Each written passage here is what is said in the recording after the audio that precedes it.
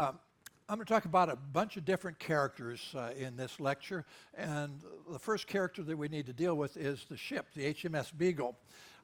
It was built at a time when, in the early 1800s, Great Britain was expanding around the globe, and they needed a lot of relatively small, fast, safe ships to enforce British rule around the globe. And this was one of a series of ships like that.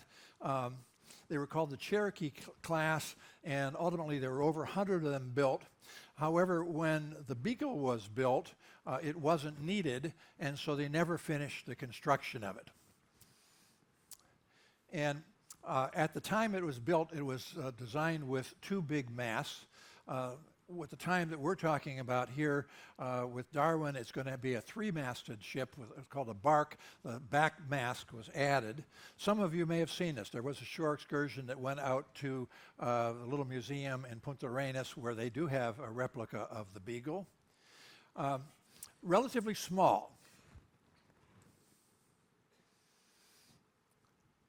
It's about 190, about 90 feet long, not 190 feet long.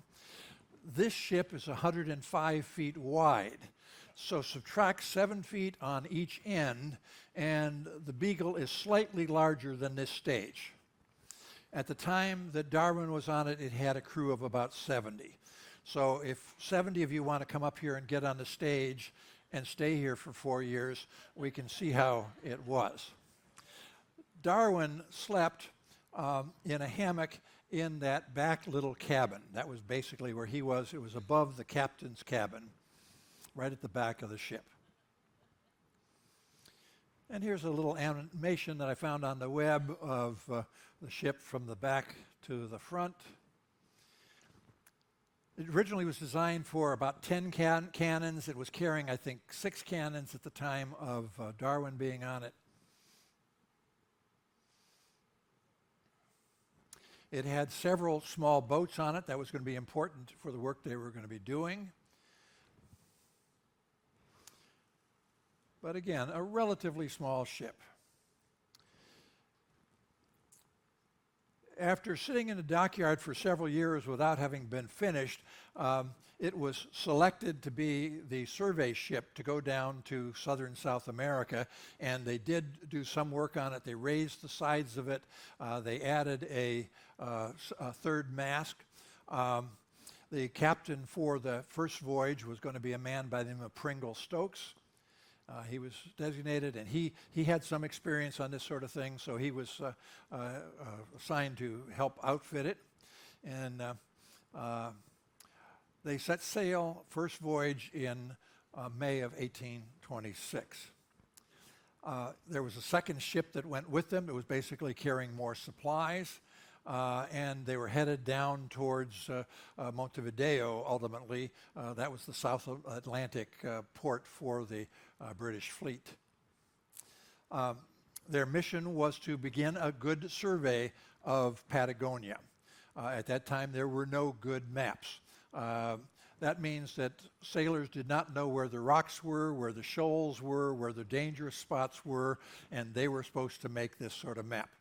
Now, an important thing to understand is that for probably 1,000 years, people could determine at what latitude they were, north and south of the equator. That's relatively easy to do with a sextant and looking at the sun. You can figure that out. But there was difficulty getting a longitude, east-west from a particular point in land. The need there is to have a chart talking about where the sun is, how high the sun is on a particular day and at a particular time. And ships until the early 1800s did not have accurate clocks so that they could keep record of what time is it actually at the starting point compared to where they were. So the chronometers did not really come in until the 1820s or so, which would allow surveys to determine not only latitude but longitude and exact spot on the surface of the Earth. So they had this, and they were assigned to go down to Patagonia to make these records. Captain of the ship was a guy by the name of Pringle Stokes. And He joined the Navy at the age of 12. He served for a number of years. He was on a ship around southern South America when he was about 29, 30 years old, a lieutenant.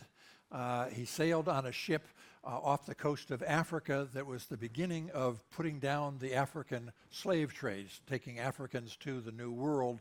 British set up a barrier of ships along the coast of Africa to reduce the slave trade, and he was on one of those ships, was actually wounded in combat, and the captain had died. He took over the ship, so he was a pretty good guy. When he got back to England after sailing along the coast of Africa, he was raised to commander and given the assignment of the Beagle. The lieutenant on that first voyage, actually not at the start of it, but somebody that's going to be important for our story, is this guy, Fitzroy, Robert Fitzroy. He was a little bit older, born in 1805, and his family was very well-to-do. The name Fitzroy is important here. His great-grandfather was King Charles II. His grandfather was Henry Fitzroy. The name Fitzroy means son of king, illegitimate son of king. But it's an important enough status of being an illegitimate son of king that you can put it into your name. So whenever you see somebody the name Fitzroy, Fitzgerald, it means son of Gerald, son of king in this particular case. His father was an army general.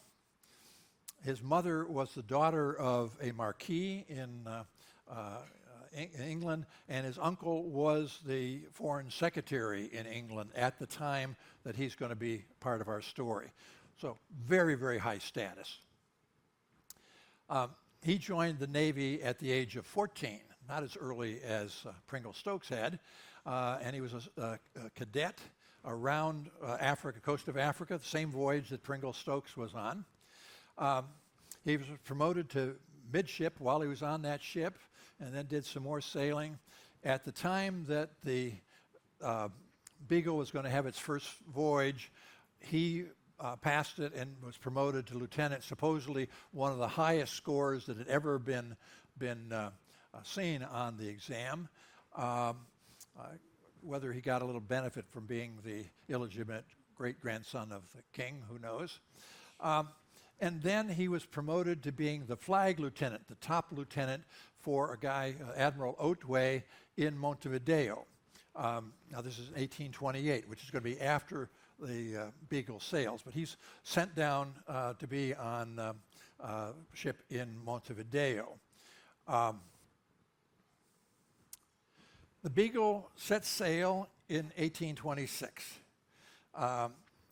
They go down to the coast of South America at Montevideo, and then they're surveying along the coast of Patagonia and Tierra del Fuego for the summer of 1826-27. They usually would spend the winter months in either the Rio de la Plata area or along the coast of Brazil. They did go down to the Straits of Magellan in 1827 to a spot called Puerto Famine. Some wrecked Spanish sailors had been shipwrecked south of Punta Arenas at a place called Puerto Famine or Famine Bay. Some of you went out to the fort at Bulnes. Some of you do that yesterday. I think there were a couple of shore excursions. And Puerto Famine is the next little bay south of Fort Bulnes. So some of you got down pretty close to that. The summer of 1828, Pringle Stokes leads them south into the Tierra del Fuego area. It's a bad summer. It's rainy. It's a lot of fog. They're not making much progress. And things are tough. They're not doing what they're supposed to be doing.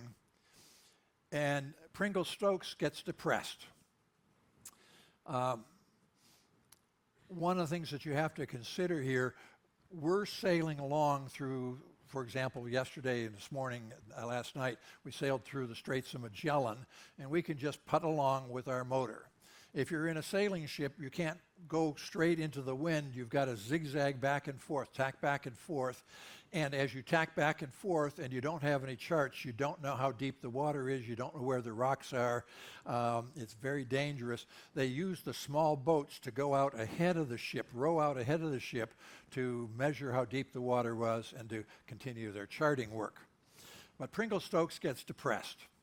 By the time it gets back to Puerto Famine at the beginning of the winter, Pringle-Stokes has not been out of his cabin for about a month. And he shoots himself and dies.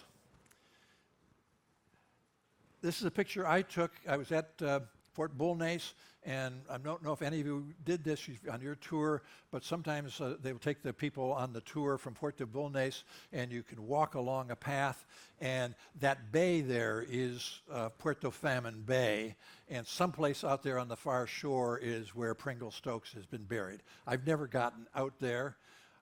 There is a sign supposedly indicating where he was buried, and there is a small cemetery there. The lieutenant that's on the ship, not Fitzroy, but there's a lieutenant that takes the ship back up to Montevideo, and when it gets to Montevideo, Admiral Otway, the head guy for Southern Fleet, in the British Southern Fleet, names Fitzroy to be the new captain. And by all accounts, he does a pretty good job. They sail south and continue the work. This is now in 1828. One of the most interesting things that happened, at one point in time, they had left a boat tied up on a beach while they were doing some survey work, and some of the local natives stole the boat because it was better than any of the boats that they had. And Fitzroy was very unhappy with that. He tried to get the boat back. They needed it.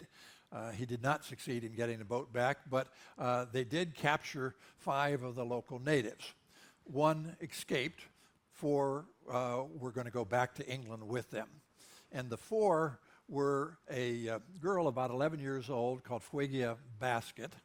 You can see also in parentheses there her indigenous name. One that they called Jamie Button, a boy of about 14, a guy that's probably about 20 years old, and one called York Minister, a male of about 26. This is from Fitzroy's journal. On the left is Jamie Button after he had been cleaned up, and on the right is when he was looking indigenous. One of them, Boat Memory, died of apparently smallpox either before or just after they got back to England. The other 3, Fitzroy had a friend who was an Anglican minister and ran a school to the northeast of London. He took the 3 over there and assigned them his friend the task of teaching them English and educating them and so forth. York Minister, who was probably about 20-something, did not take the education very well. The other 2, Fuegia Basket and Jemmy Button, did learn English quite well, enough so they could be presented in court to the king and queen. So let's talk about another guy in our story, another character, a guy you may have heard of, Charles Darwin. Darwin was born in central England in 1809. His father was a country doctor but came from a very wealthy family. His mother came from an even wealthier family, the Wedgwoods, and he was the youngest of 6 children. Unfortunately, his mother died when he was 9 years old. And so his father sent him off to a boarding school, age of 9. And then when he was 16, his father agreed to send him off to university, but university in Edinburgh, because his father wanted him to become a doctor like his father. At that time, the university in Edinburgh was the leading medical school, such as it was in England. Among other things, in those days, they did a lot of work dissecting cadavers as part of the medical education. cadavers either came from people who had been executed or indigenous people who had died in the public house or came from grave robbers. And Darwin apparently was appalled by all that and did not do well as a 16-year-old medical student in Edinburgh. So after a couple of years, his father agreed to let him transfer over to Cambridge University and to study for a degree so that he could become a country preacher. While he was at Cambridge, one of his friends introduced him to the study of entomology, of beetles, of bugs. And in fact, he got so enthusiastic with that, he developed one of the best collections of beetles that anybody in England had ever seen. Here he is when he was at Cambridge, supposedly.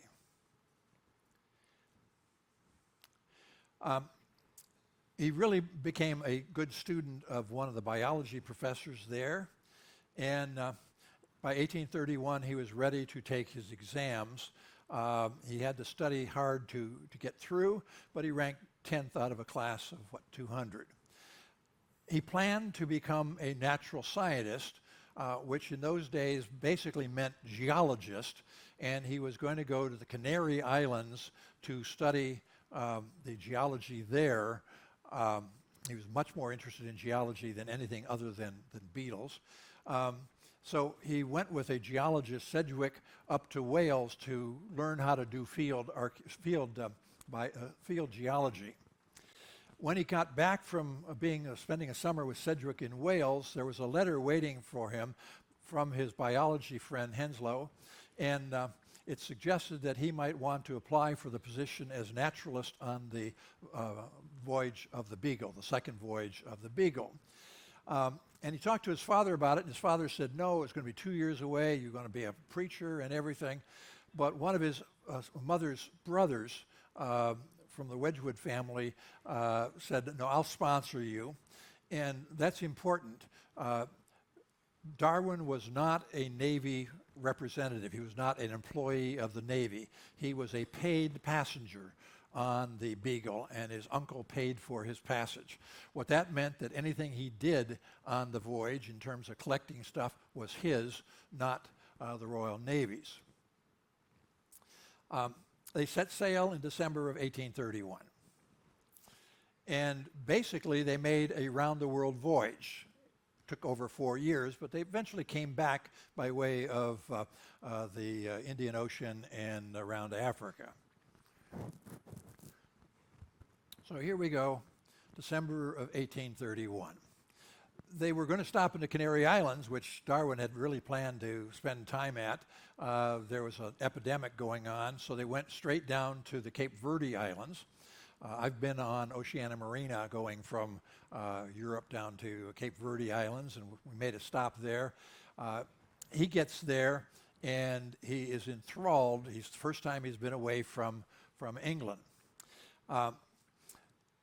In the Cape Verde Islands, there are a bunch of sea cliffs, and Darwin collected seashells that he knew were beach seashells, but high up in the cliffs, which told him that at one time or another the water level was much higher, or the land had somehow risen out of the ocean.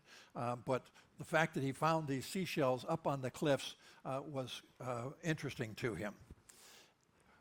During the rest of this talk, as you see something in blue, those are Darwin's actual words. And he was just absolutely thrilled by getting ashore and seeing this stuff. When they were at sea, Darwin was seasick. So they leave the Cape Verde Islands and they're going to go over to Brazil. Most of the time Darwin was seasick crossing. And when they get over to Brazil, Darwin spends more time ashore than he actually does on the ship. During the whole voyage, 4 years, he spent more days ashore than he did on the ship. He's thrilled. He sees tropical rainforests for the first time. They spend time going all the way down to Rio de Janeiro along the islands. Those of you started in Miami, I think you stopped at a couple of the islands along the coast there. Spends 3 months ashore. The Beagle is charting the coast.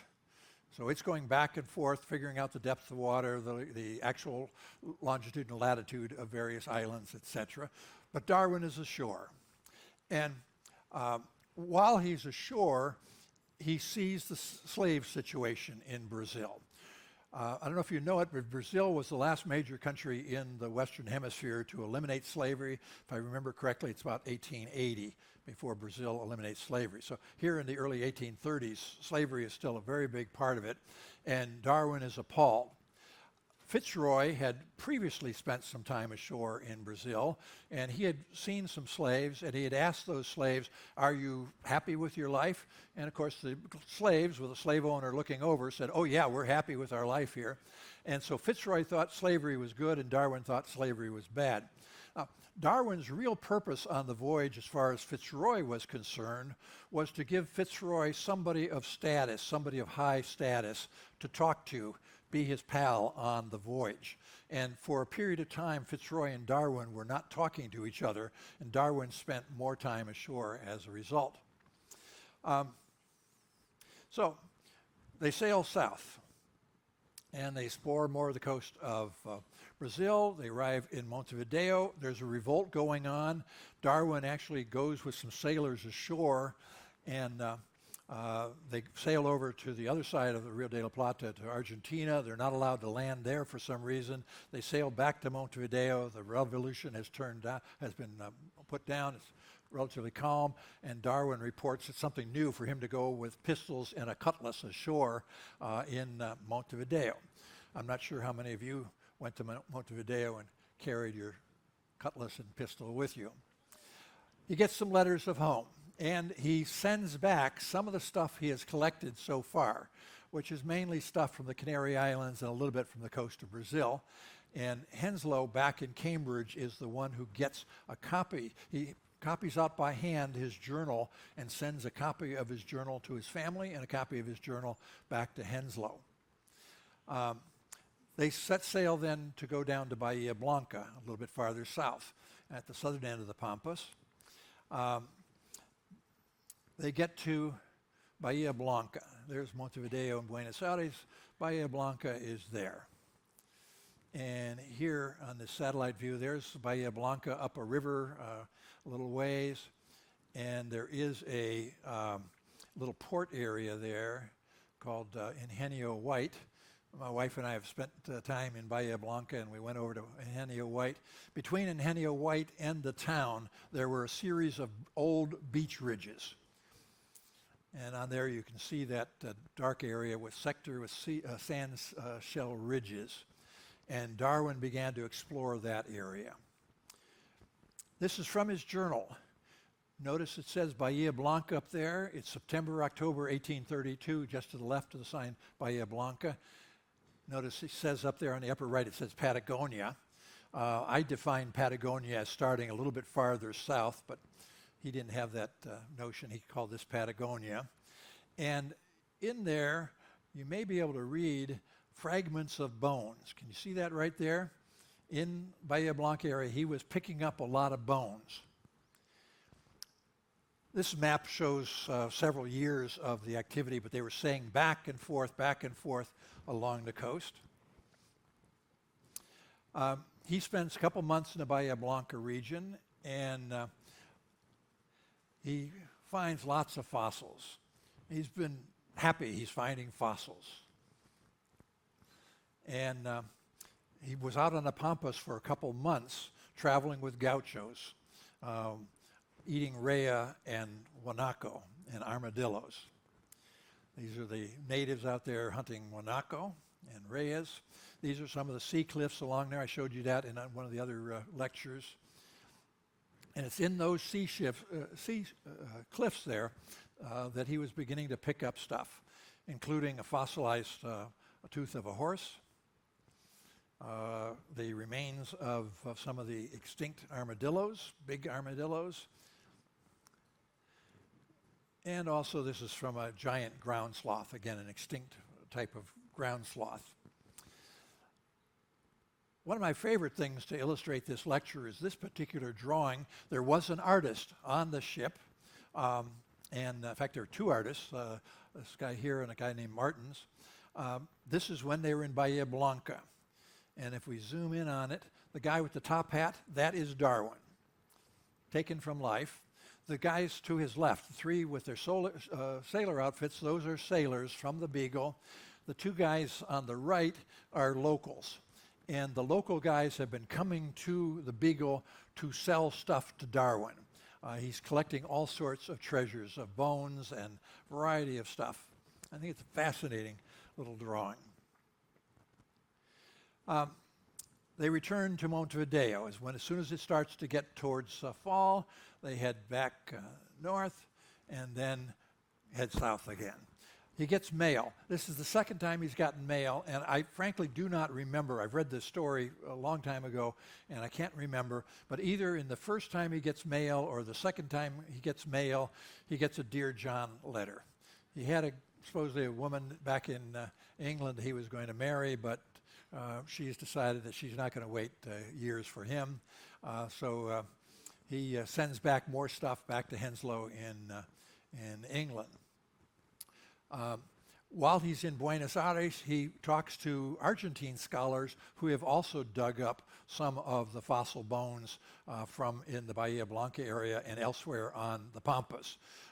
If you're not familiar with it, Argentina has wonderful, wonderful bone collections, including big dinosaurs and all sorts of stuff. Argentina has been a great place for fossil hunters. Henslow has, by this time, unpacked the first set of stuff and has read over Darwin's notes, and Henslow begins to make presentations at various scholarly organizations in England promoting Darwin as a legitimate scientist, and people are just amazed at some of the stuff he is finding. By the time he gets back to England, after 4 years, after a little bit more than 4 years, he has become famous among scientific circles in England and also on the continent. They sail south again, getting down farther into Patagonia. They're doing some surveys around Tierra del Fuego. And one of the things that they do on this part, we're now up to 1832, they take the three surviving Fuegians, Jamie Button, Fuegia Basket, and the other guy, and they drop them off on the west side of Navarino Island. When we were in Ushuaia, if you look toward the south, there was a big island or big mass of land out there. That was Navarino Island. It's part of Chile, and they dropped the three of them off on the west side of the island. They came back a couple days later, and Jimmy Button had kind of disappeared. He's back with his family. Fuegia Basket and York Minster were supposedly now married. She at this point is something like 14, 15 years old. And they basically have disappeared. They're never seen again. So we were in Ushuaia, and that's there. Navarino Island is on the south side of Ushuaia. There's the Beagle Channel, Hoste Island, and the Darwin Range where we saw the glaciers. And on the upper right corner there is Navarino Island, and it's on Navarino Island that they drop them off. They're now more than halfway through a two-year voyage. They go back north when it starts to get to be fall. They do stop in the Falkland Islands. One of the things he finds in the Falkland Islands is not any living examples, but he does find the bones of what is sometimes referred to as the Falkland Islands fox. It's the only land mammal, that is known to have been on the Falkland Islands. But none were alive when he was there, but he did collect some. Spent most of his time there ashore, collecting all sorts of stuff. Then they return to the Patagonian coast and then head back up to the Rio de la Plata area, basically in Montevideo for mail and to send stuff off.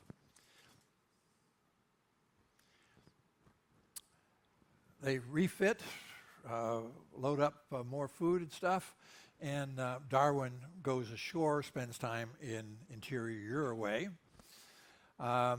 He gets picked up in the town of Maldonado, which is a modern town right near the resort town of Punta del Este on the far northeast coast of Uruguay. he gets picked up, and then at the beginning of spring, he's going to head south. And they go south. He gets dropped off and spends about 3 months ashore, crossing the Pampas, may go all the way out to the Andes Mountains and back before he gets picked up and taken back to Buenos Aires. So back a lot of time on land. He's out there on the Pampas, and they go south again. They enter the Straits of Magellan. They find the the channel, the Beagle Channel. They stop near Puerto Hombre. The other ship that had been with them is anchored there, waiting for them to give them supplies. They check again in Navarino Island. They don't find the Fuego and people that had been dropped off. They go back to the Falkland Islands, and then they sail straight west from the Falkland Islands to the coast, and they stop at a spot called the Santa Cruz River. Fitzroy has decided they really need to clean up the bottom of the ship. It has so much stuff on it, they need to caulk it and make it ready for a long voyage home. So they actually bring it ashore. At high tide, they tow it up onto the beach, and then at low tide, they work on it. Fitzroy, Darwin, and some of the men go up the Santa Cruz River. They can see the Andes Mountains in the distance, but ultimately it's so far that they don't have enough food, so they turn around before they get to the Andes. And Santa Cruz River is about there, and there is a glacial lake. I think it's called Lake Argentina, and it is fed by a couple of the glaciers. If he had gotten a little bit farther, if they'd gotten to the lake, he would have been right at one of the glaciers, but didn't get that far. So here's, again, a drawing from somebody from the ship of the Beagle on the beach being caulked and repaired. And this is the Santa Cruz River. And I had mentioned previously most of the rivers in Patagonia are deeply entrenched into the surface of the land. Again, Santa Cruz River. They head for the Straits of Magellan. They stop at Puerto Famen and get resupplied, and then sail through the Straits of Magellan, where we did what we did last night, and they enter the Pacific June 10th. We're now up to 1834, which is where we were this morning at breakfast time. They come into the Pacific. So now they're about where we are right at this moment. They explore the fjords in this area. Chiloé Island is a big island just south of Puerto Montt. It'll be on our left as we come into Puerto Montt, the biggest island in South America, and explore in this area. And they get all the way to Valparaiso, biggest city that they've seen since they left Montevideo. Darwin goes ashore, and he's ashore for about 3 months. Explores the area around Santiago. He gets sick. He stays in a hotel in Valparaiso for about a week or so. Fitzroy also has some problems, supposedly mental problems. They get back on the ship and they sail south again, Patagonia. One of the things that we'll see in Puerto Montt, we probably won't see it in the morning because it will be coming into the bay there early, unless you get up very, very early. Way off in the distance to the north is a volcano called Osorno volcano. It's one of the prettiest volcanoes that is in South America. Any of you do a shore excursion the day after tomorrow out to Lake Lanquihue, out to the waterfalls. Some of you will probably have an excursion that goes up onto this volcano. That's where we're going to be heading. Absolutely fantastic spot. Darwin and Fitzroy see Osorno volcano erupting. And this is the first time he's ever seen, obviously, a volcano eruption. A little bit later, the ship is in the harbor at Valdivia, farther up the coast. I'll talk about this area in my lecture tomorrow. And while they're there, they experience an earthquake that destroys the city of Concepcion, farther up, just south of Santiago. It's the first time he's ever experienced an earthquake. And it's a fairly big earthquake, apparently. Not as big as it could be. On May 22nd of 1960, the city of Valdivia had an earthquake. that was supposedly between 9.4 and 9.5 on the Richter scale. Since recorded history, going back, back to Roman times and so forth, the Valdivia earthquake of 1960 is the strongest earthquake that has ever been recorded as far as scientists can tell. Not the biggest ever, but the biggest in at least historic times. He writes about seeing not only the volcano, but also this earthquake, and they did stop in Concepcion, saw how badly damaged it was. They sail farther north, they go up to Valparaiso, they make some stops at Valdivia and Concepcion, spends much time at land, shore of land as possible. They check for mail. He actually has the time to go all the way over to Mendoza in Argentina, cross the pass east of Santiago. That's the pass. He sees marine fossils and also petrified wood at high elevations, the Andes, species of wood that do not grow at that elevation. So he begins again thinking of the rise of the mountains. He thinks that maybe the Andes somehow rose slowly with little stops and starts, partly because he saw that earthquake in Valdivia area. They continue north. They go to Iquique, where we'll be in a few days. They go all the way to Callao. They resupply. He spends more time ashore. And then they go to the Galapagos. Many of you, if you know anything about Darwin, you've heard about what he did in the Galapagos. And he spends a couple of days ashore. They spend about 6 weeks cruising around the Galapagos, checking things out. Again, many of you think Galapagos, Darwin, that's it. That's the name of the story. 6 weeks out of 4 years are the Galapagos. Months and months on the Pampas and in Patagonia. He is really impressed by the diversity of bird life, and he collects birds from almost every island that he goes to, and he notices the differences between them. Unfortunately, he did not label that stuff very well. He had done a beautiful job up to then, but then he does not do a good job labeling things. Fitzroy also collected some of the birds and did do a good job of labeling them. So from the British Museum, this is one of the birds that was collected by Fitzroy, not by Darwin. And it was the differences of the beak and based on the food supply on each island that Darwin was impressed by. They sail from the Galapagos west to Tahiti and then circle around the south coast of Australia. They go out into some of the islands west of Australia where he sees for the first time a coral reef, which is impressing him. They stop at Mauritius off the coast of Africa. Darwin at that point basically says they're utterly homesick. More than 4 years away. So then they round southern Africa and head supposedly straight north. No, Fitzroy wants to check some of the stuff from Brazil, so they go across the Atlantic to Brazil. And he is really unhappy at this point. He abhors the sea.